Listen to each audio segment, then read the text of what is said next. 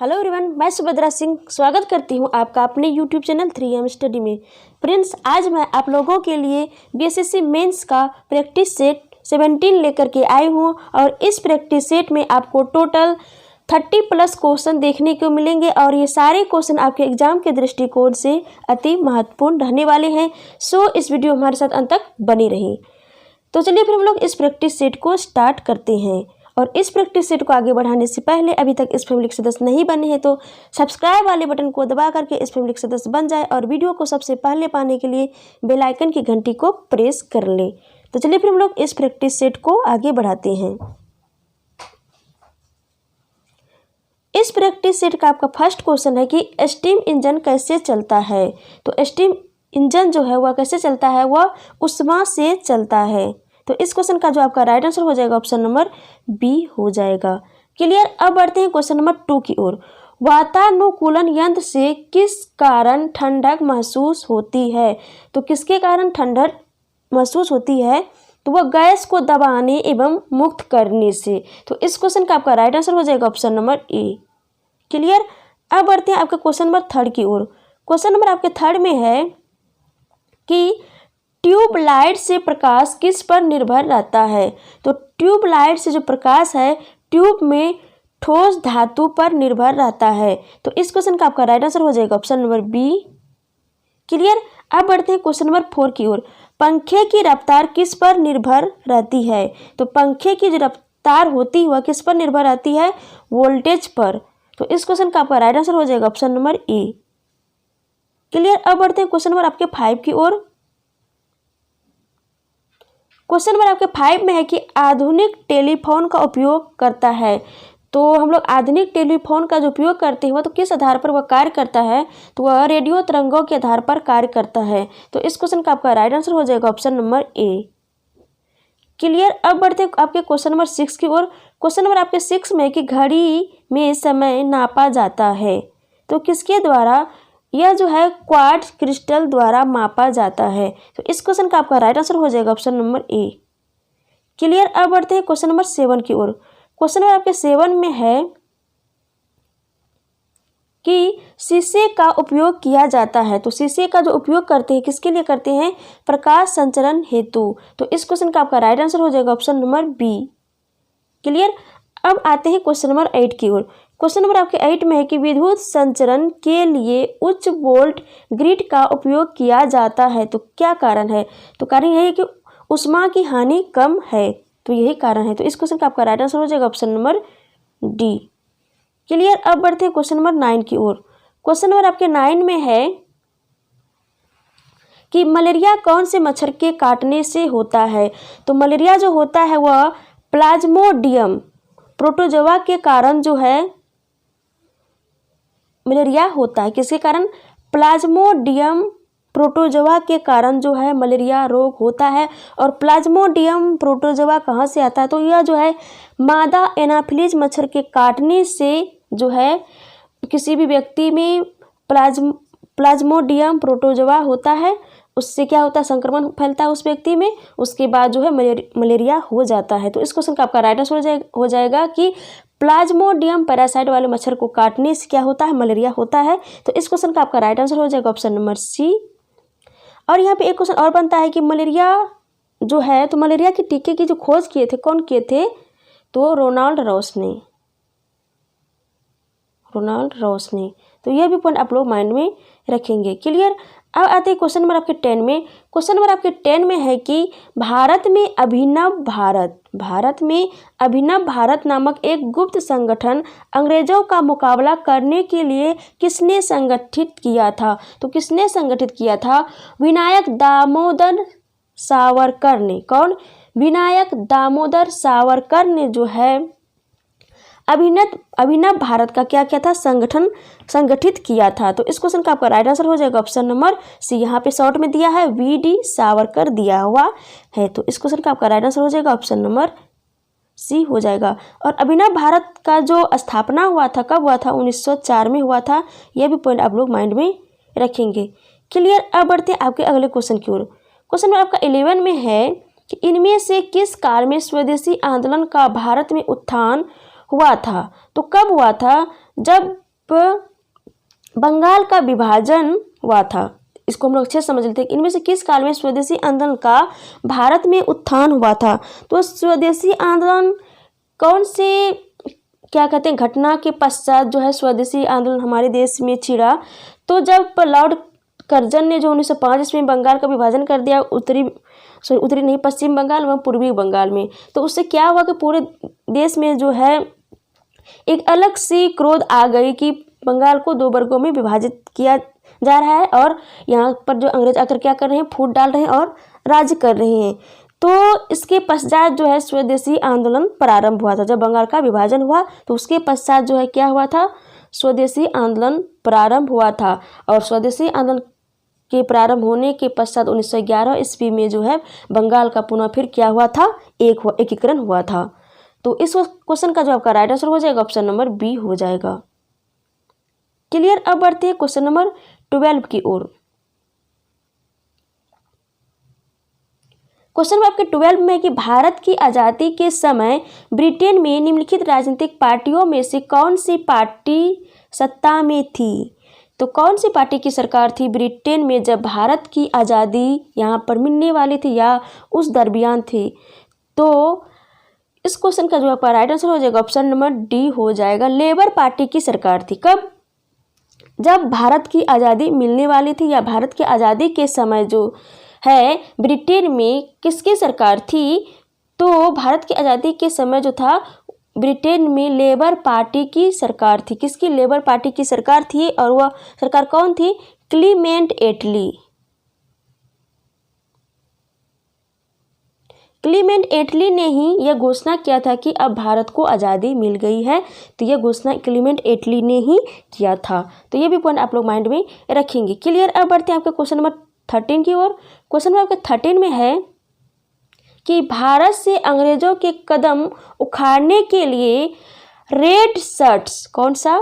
Red shirts आंदोलन किसने आरंभ किया था? तो किसने आरंभ किया था? खान अब्दुल गफ्फार खान ने इसे आरंभ किया था। तो इस क्वेश्चन का आपका राइट आंसर हो जाएगा ऑप्शन नंबर ए। किसने किया था? खान अब्दुल गफ्फार खान ने किया था। और खान अब्दुल गफ्फार खान को हम लोग सीमांत गांधी के नाम से जानते हैं। और खान अब्दुल गफ्फार खान जो है एक ऐसे विदेशी हैं जिसको कि एक प्रथम ऐसे विदेशी हैं जिसको कि भारत रत्न से नवाजा गया है। और ये कब नवाजा गया था? 1987 ईस्वी में इसे जो है भारत रत्न से नवाजा गया था। तो ये सारे पॉइंट जो है आप लोग माइंड में रखेंगे। और आपका ऑप्शन बी में है क्या? मौलाना अबुल कलाम आज़ाद। मौलाना अबुल कलाम आज़ाद जो है यह जो है भारतीय राष्ट्रीय कांग्रेस का अध्यक्षता करने वाले, भारतीय राष्ट्रीय कांग्रेस का जो अधिवेशन होता था तो उसकी अध्यक्षता करने वाले सबसे युवा अध्यक्ष थे। कौन? मौलाना अबुल कलाम आज़ाद। और भारतीय राष्ट्रीय कांग्रेस का जो अधिवेशन होता था उसमें से सबसे बुजुर्ग सदस्य कौन थे जो कि भारतीय राष्ट्रीय कांग्रेस का अध्यक्षता किए थे? तो वह कौन थे? दादा भाई नौरोजी थे। तो ये भी पॉइंट आप लोग माइंड में रखेंगे। क्लियर। और सुभाष चंद्र बोस। सुभाष चंद्र बोस जो है इसने बहुत सारे कार्य किए, जैसे फॉरवर्ड ब्लॉक की स्थापना की 1939 में। उसके बाद आज़ाद हिंद सरकार का स्थापना किए थे 1943 में। इस तरह से। और सुभाष चंद्र बोस का जन्म कहाँ हुआ था? कटक में हुआ था, उड़ीसा के कटक में हुआ था। और कब हुआ था? 23 जनवरी 1897 को हुआ था। कब हुआ था? 23 जनवरी 1897 को हुआ था। तो ये सारे पॉइंट आप लोग सुभाष चंद्र बोस के बारे में माइंड में रखेंगे। और बाल गंगाधर तिलक। बाल गंगाधर तिलक जो है इसने गीता रहस्य की स्थापना करी थी या रचना की थी गीता रहस्य की, बाल गंगाधर तिलक ने। तो ये सारे पॉइंट आप लोग जो है माइंड में रखेंगे। और बाल गंगाधर तिलक जो थे यह ग्राम दल के नेता थे। क्लियर। अब बढ़ते हैं आपके क्वेश्चन नंबर 14 की ओर। क्वेश्चन में आपके 14 में है कि निम्नलिखित में से किसका नाम 1857 ईस्वी के आंदोलन से जुड़ा है? तो किसका नाम जुड़ा हुआ है? तो वैसे तो बहुत सारे क्रांतिकारियों के नाम इससे जुड़े हुए हैं, लेकिन आपके ऑप्शन के अकॉर्डिंग जो है ऑप्शन बी नंबर आपका राइट होगा। तात्या तोपे जो थे वह 1857 की क्रांति से क्या थे? जुड़े हुए थे। और तात्या टोपे कौन थे? तो तात्या टोपे जो थे वह नाना साहब के कमांडर इन चीफ थे। कौन? तात्या टोपे। तो इस क्वेश्चन का आपका राइट आंसर हो जाएगा ऑप्शन नंबर बी।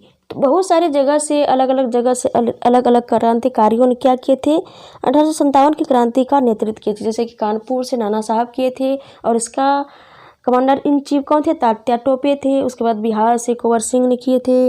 उसके बाद झांसी से कौन की थी, रानी लक्ष्मीबाई। उसके बाद लखनऊ से बेगम हजरत महल ने। इस तरह से अनेक जगहों से जो है, जैसे दिल्ली से बहादुर शाह जफर ने। इस तरह अनेक अनेक जगहों से जो है 1857 की क्रांति का नेतृत्व अनेक अनेक क्रांतिकारियों ने किए थे, अलग अलग क्रांतिकारियों ने किए थे। तो ये सारे पॉइंट आप लोग माइंड में रखेंगे। क्लियर। अब बढ़ते हैं आपके क्वेश्चन नंबर 15 की ओर। क्वेश्चन नंबर आपके 15 में है कि राउंड टेबल कॉन्फ्रेंस के समय इंग्लैंड का प्रधानमंत्री कौन था। तो कौन था, जेम्स रेमजे मैकडोनाल्ड। कौन था, जेम्स रेमजे मैकडोनाल्ड जो है यह राउंड टेबल कॉन्फ्रेंस के समय इंग्लैंड का प्रधानमंत्री था। तो इस क्वेश्चन का आपका राइट आंसर हो जाएगा ऑप्शन नंबर डी। और क्लीमेंट एटली जो थे वह किस समय थे, तो भारत की आज़ादी के समय क्लीमेंट एटली जो थे वह इंग्लैंड के प्रधानमंत्री थे। तो इस क्वेश्चन का आपका राइट आंसर हो गया ऑप्शन नंबर डी। और जेम्स रेमजे मैकडोनाल्ड जो है यह जब प्रथम गोलमेज सम्मेलन, द्वितीय गोलमेज सम्मेलन, उसके बाद तृतीय गोलमेज सम्मेलन जो हुआ था, तो उस समय भी इंग्लैंड के जो प्रधानमंत्री थे कौन थे, जेम्स रेमजे मैकडोनाल्ड थे। और प्रथम गोलमेज सम्मेलन कब हुआ था, तो 1929 में हुआ था। द्वितीय गोलमेज सम्मेलन आपके 1930 में। उसके बाद तृतीय गोलमेज सम्मेलन जो है वह द्वितीय गोलमेज सम्मेलन जो है 1931 में हुआ था। और तृतीय गोलमेज सम्मेलन जो है 1932 में हुआ था। और प्रथम गोलमेज सम्मेलन जो हुआ कब हुआ था, 1930 में हुआ था। तो ये सारे पॉइंट आप लोग माइंड में रखेंगे। और ऐसा कौन व्यक्ति है जो कि तीनों गोलमेज सम्मेलन में भाग लिए थे, तो वह डॉक्टर भीमराव अंबेडकर जी थे, जो कि तीनों गोलमेज सम्मेलन में क्या किए थे, भाग लिए थे। और महात्मा गांधी जो है सिर्फ दूसरे गोलमेज सम्मेलन में ही भाग लिए थे। तो ये भी पॉइंट आप लोग माइंड में रखेंगे। क्लियर। अब बढ़ते हैं आपके क्वेश्चन नंबर 16 की ओर। क्वेश्चन नंबर आपके 16 में कि भारत की राजधानी कलकत्ता से दिल्ली कब बदल ली गई।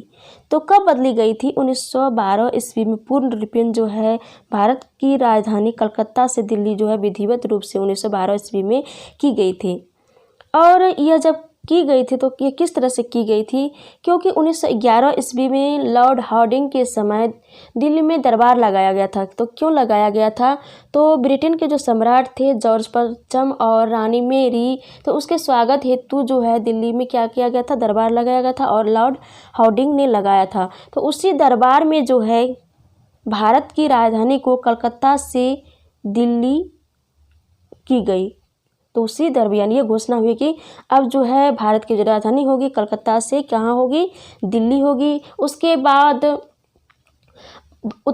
पूर्वी बंगाल एवं पश्चिमी बंगाल में जो बंगाल विभाजित थी 2 वर्गों में, तो उसका फिर एकीकरण किया गया इसी दरमियान। कहाँ पे, जब दिल्ली में दरबार लगा था तो वहीं पर जो है यह भी घोषणा की गई कि अब बंगाल का एकीकरण होगा। तब जाकर के बंगाल का एकीकरण किया गया। और इसमें और एक घोषणा हुई थी कि बंगाल प्रांत से जो है बिहार प्रांत को अलग कर दिया जाए। तो वहीं पर घोषणा हुई थी कि बंगाल से बिहार को अलग कर दी जाए। तो वहाँ पे घोषणा हो गया था। ये सभी ये तीनों पॉइंट को आप लोग माइंड में रखेंगे। क्लियर। तो इस क्वेश्चन का आपका राइट आंसर हो जाएगा ऑप्शन नंबर ए। क्लियर। अब बढ़ते हैं आपके क्वेश्चन नंबर 17 की ओर।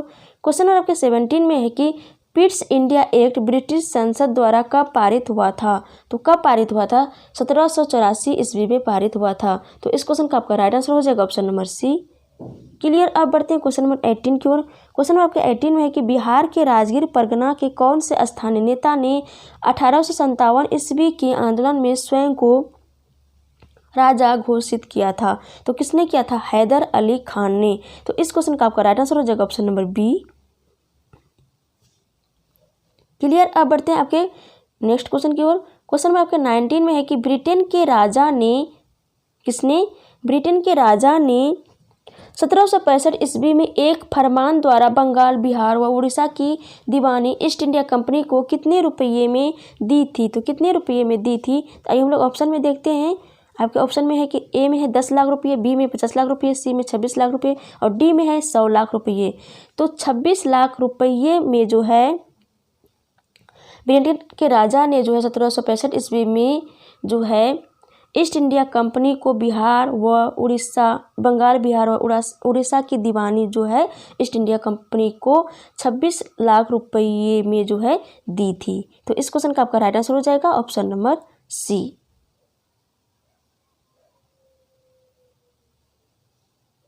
सी हो जाएगा।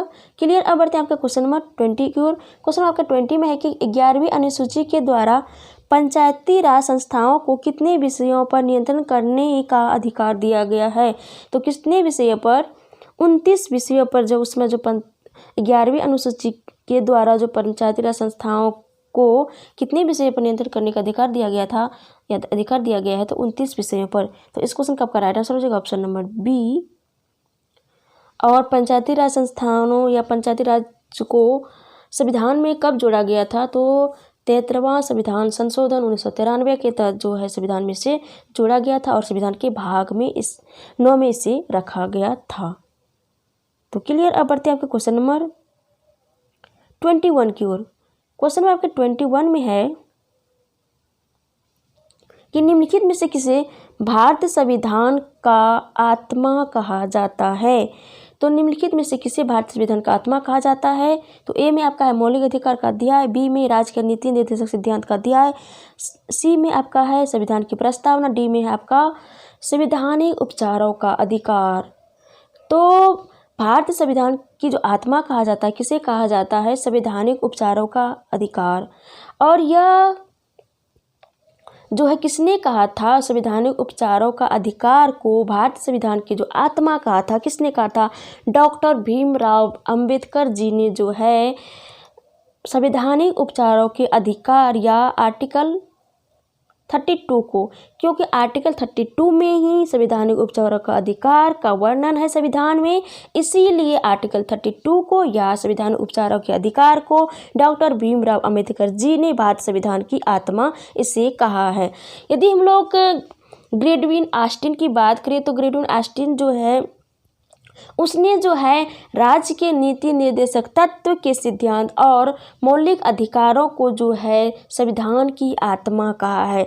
तो अलग अलग जो विद्वान है उसके अनुसार अलग अलग जो है संविधान के जो जहाँ पर क्या कहें इसके कहाँ जहाँ पर डॉक्टर भीमराव अंबेडकर के द्वारा संवैधानिक उपचारों का अधिकार को जो है भारतीय संविधान की आत्मा कहा गया है, वहीं ग्रेडविन ऑस्टिन के द्वारा जो है नीति निर्देशक तत्व के सिद्धांत और मौलिक अधिकारों को संविधान की आत्मा कहा गया है। तो ये इन दोनों विद्वान का नाम याद रखेंगे कि किसने किसको संविधान की आत्मा कहा है।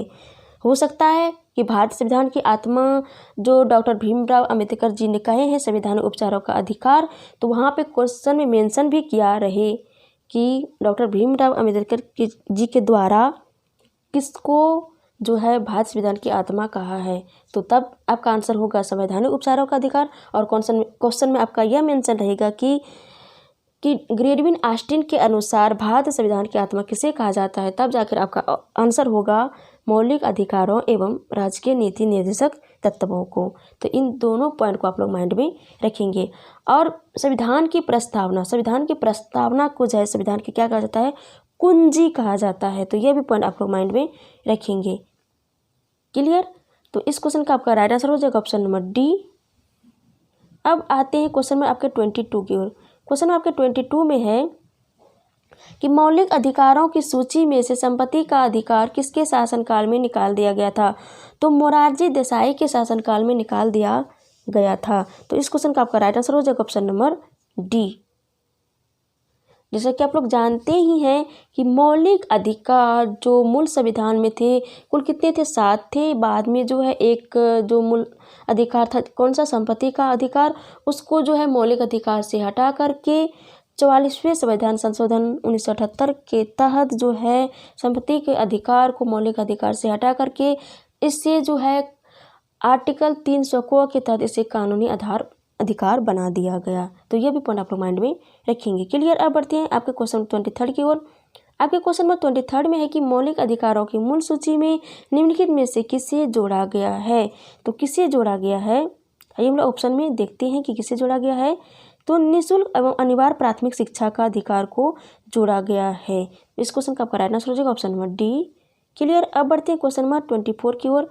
आपके क्वेश्चन नंबर 24 में है कि यदि भारत के राष्ट्रपति का पद खाली है और उपराष्ट्रपति तथा भारत के मुख्य न्यायाधीश उपलब्ध नहीं है तो भारत का राष्ट्रपति किसे नियुक्त किया जाएगा। तो भारत का राष्ट्रपति तब किसे नियुक्त किया जाएगा, तो सुप्रीम कोर्ट के वरिष्ठ न्यायाधीश को जो है भारत का राष्ट्रपति नियुक्त किया जाएगा। तो इस क्वेश्चन का आपका राइट आंसर हो जाएगा ऑप्शन नंबर सी। क्लियर। अब बढ़ते हैं नेक्स्ट क्वेश्चन की ओर। क्वेश्चन में आपका 25 में है कि भारत में राष्ट्रीय आय की गणना किसके द्वारा की जाती है। तो भारत में जो है राष्ट्रीय आय की जो गणना की जाती है किसके द्वारा की जाती है, यह जो है केंद्रीय सांख्यिकीय संगठन के द्वारा की जाती है। तो इस क्वेश्चन का आपका राइट आंसर हो जाएगा ऑप्शन नंबर बी। यहाँ पे इसका जो शॉर्ट नेम होता है CSO होता है। तो ये भी पॉइंट आप लोग माइंड में रखेंगे।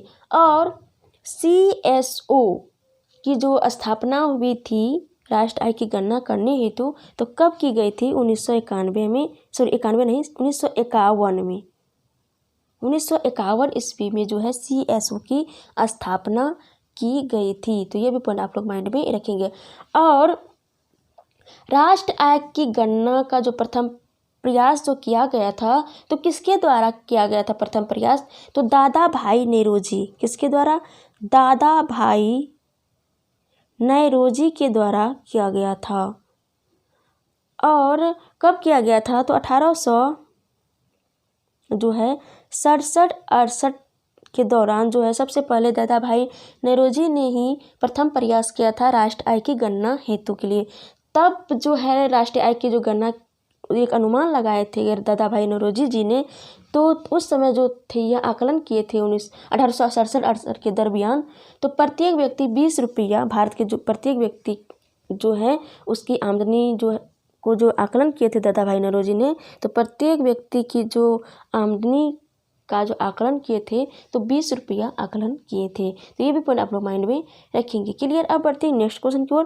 क्वेश्चन में आपके 26 में है कि भारत का योजना आयोग क्या है।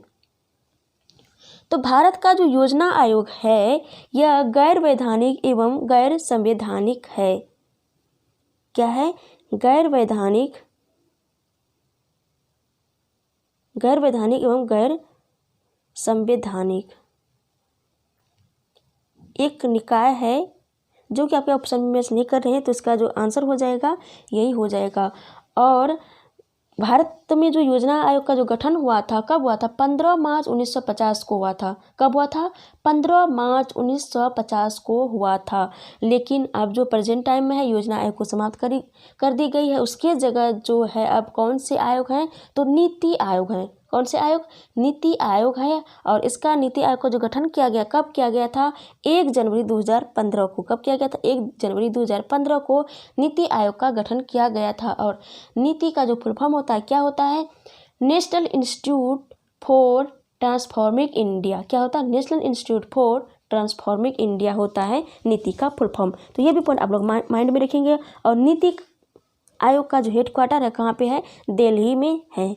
तो ये सारे पॉइंट आप लोग माइंड में रखेंगे। क्लियर। अब बढ़ते आपके क्वेश्चन नंबर 27 की ओर। क्वेश्चन नंबर आपके 27 में है कि अंग्रेजी शासन के दौरान बिहार के अरब भागों में गायों की रक्षा हेतु गौरक्षणी सभा कब स्थापित हुई थी, तो कब हुई थी, यह 1893 ईस्वी में हुई थी। कब हुई थी, 1893 ईस्वी में हुई थी। तो इस क्वेश्चन का आपका राइट आंसर हो जाएगा ऑप्शन नंबर डी। क्लियर। अब बढ़ते हैं नेक्स्ट क्वेश्चन की ओर। क्वेश्चन नंबर आपके 28 में है। और हाँ, 27 में जो है पूरे भारत की बात करें तो पूरे भारत में जो गौ रक्षा हेतु जो गौरक्षणी सभा का जो स्थापना किया था किसने किया था, दादा भाई नौरोजी ने, सॉरी दयानंद सरस्वती ने। किसने, दयानंद सरस्वती ने जो है उसी ने अगुवाई किया था। और गौरक्षणी सभा का जो है पूरे भारत में उसकी स्थापना किया गया था। तो ये भी पॉइंट आप लोग माइंड में रखेंगे। क्लियर। अब आते हैं क्वेश्चन नंबर 28 की ओर। क्वेश्चन नंबर आपके 28 में है कि कांग्रेस की अखंडता में वृद्धि करने हेतु 1912 ईस्वी में बांकीपुर की सभा में डेलीगेट शुल्क घटाकर कितना किया गया था। तो आइए हम लोग ऑप्शन में देखते हैं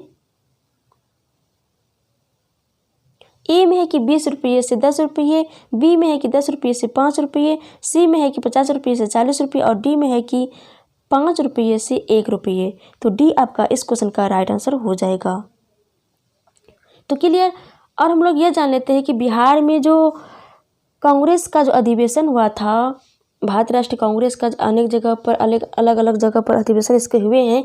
तो बिहार में भारत राष्ट्रीय कांग्रेस का जो अधिवेशन हुआ था, प्रथम अधिवेशन, वह कब हुआ था? तो यह जो है 1912 ईस्वी में बांकीपुर में, जो कि पटना के आसपास पड़ता है, बांकीपुर में 1912 ईस्वी में हुआ था। कब हुआ था? 1912 ईस्वी में बांकीपुर में हुआ था। तो ये भी पॉइंट आप लोग माइंड में रखेंगे। और इसकी अध्यक्षता जो किए थे प्रथम भारत राष्ट्रीय कांग्रेस का, जो कि बिहार में हुए थे, तो इसकी अध्यक्षता जो किए थे R.N. माधोलकर ने किए थे। बहुत इंपॉर्टेंट पॉइंट है क्योंकि इससे एग्जाम में क्वेश्चन बन चुका है। और यह कांग्रेस का कितनावां अधिवेशन था? तो 28वां अधिवेशन था। कितनावां? 28वां अधिवेशन था। तो ये सारे पॉइंट को आप लोग माइंड में रखेंगे। और इसके बाद जो है 1922 में, 1912 में हुआ 28वां अधिवेशन, जो कि बिहार का प्रथम अधिवेशन था कांग्रेस का, जो कि बांकीपुर में हुआ था। और दूसरा अधिवेशन जो हुआ था बिहार में 1922 में हुआ था, और वह 38वां अधिवेशन था। कितना? 38वां अधिवेशन था और वह गया में हुआ था। और जिसकी अध्यक्षता किसने किया था? देशबंधु चित्तरंजन दास ने किया था। तो ये भी पॉइंट आप लोग माइंड में रखेंगे। क्लियर। अब बढ़ते हैं अगले क्वेश्चन की ओर। क्वेश्चन में आपके 29 में है, क्या है आपके क्वेश्चन में 29 में, कि गवर्नमेंट ऑफ इंडिया एक्ट 1935 द्वारा केंद्र संसद के उस सदन में बिहार को कितनी सीटें मिली थी? तो कितनी सीटें मिली थी? 8 सीट मिली थी। तो इस क्वेश्चन का आपका राइट आंसर हो जाएगा ऑप्शन नंबर सी। क्लियर। अब बढ़ते हैं क्वेश्चन नंबर 30 की ओर। क्वेश्चन नंबर आपके 30 में है कि कैबिनेट मिशन प्लान के अनुसार राज्यों की ग्रुपिंग में बिहार को किस ग्रुप में रखा गया है? तो बिहार को किस ग्रुप में रखा गया है? ग्रुप ए में। तो इस क्वेश्चन का आपका राइट आंसर हो जाएगा ऑप्शन नंबर सी। क्लियर। अब आते हैं क्वेश्चन नंबर 31 की ओर। भारत की जनसंख्या वृद्धि के संबंध में किस वर्ष को महान विभाजक वर्ष माना जाता है? तो किस वर्ष को? 1921 ईस्वी को। ये आपका राइट आंसर हो जाएगा। क्लियर। अब आते हैं क्वेश्चन नंबर 32 की ओर। आपके क्वेश्चन नंबर 32 में है कि नालंदा विश्वविद्यालय ज्ञान का महाकेंद्र था, तो कौन से धर्म हेतु सबसे ज़्यादा विख्यात था? तो बौद्ध धर्म के लिए या बौद्ध धर्म का। तो इस क्वेश्चन का आपका राइट आंसर हो जाएगा ऑप्शन नंबर ए। क्लियर। अब आते हैं क्वेश्चन नंबर 33 की ओर। तो बिहार का मुख्यमंत्री निम्नलिखित में से कौन नहीं रहा है? तो बिहार का जो मुख्यमंत्री है निम्नलिखित में से कौन नहीं रहा है? तो रामविलास पासवान जो है नहीं रहा है। तो इस क्वेश्चन का आपका राइट आंसर हो जाएगा ऑप्शन नंबर सी। क्लियर। अब आते हैं क्वेश्चन नंबर 34 की ओर।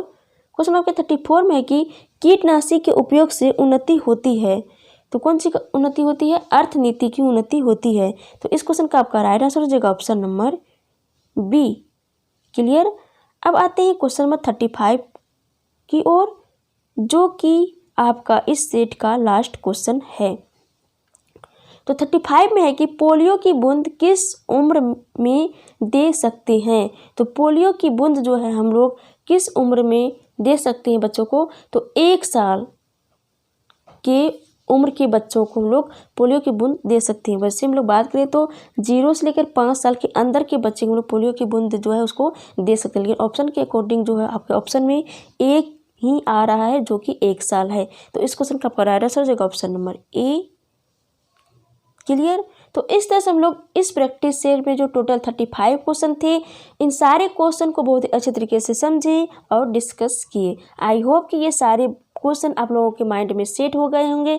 यदि लगे कि मेरा माइंड में सेट नहीं हुआ तो इस वीडियो को आप लोग मल्टीपल टाइम्स देखिए और ये सारे क्लियर हो जाएंगे।